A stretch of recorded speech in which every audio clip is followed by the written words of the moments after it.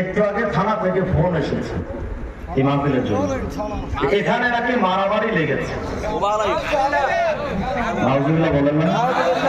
আচ্ছা, আপনারা সকল জনতা বলেন, এখানে কেউ কারো গায়ে কি টোকা শব্দ দিয়েছে?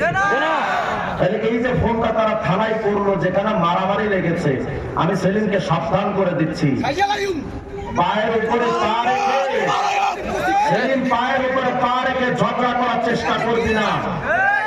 আমাদের পা থেকে যদি একবার জুতা খুলে যায়, এমন লাঠি খাবি ইন্ডিয়া কেউ তুই পাবি না।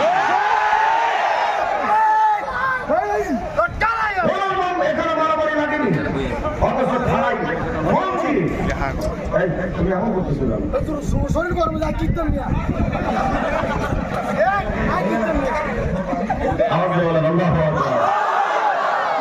বলেন, আমরা এখানে কোনো মারামারি লেগেছি?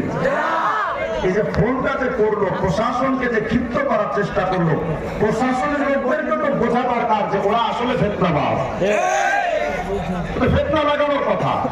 এখন এই যে অভিযোগটা করে এই আয়োজক কমিটিদেরকে যে ডিস্টার্ব করা হচ্ছে, এখন যদি এখান থেকে আমরা ওদের বাড়ির দিকে মুখ করি, ওদের বাপের ক্ষমতা আছে আমাদের ঠেকানো।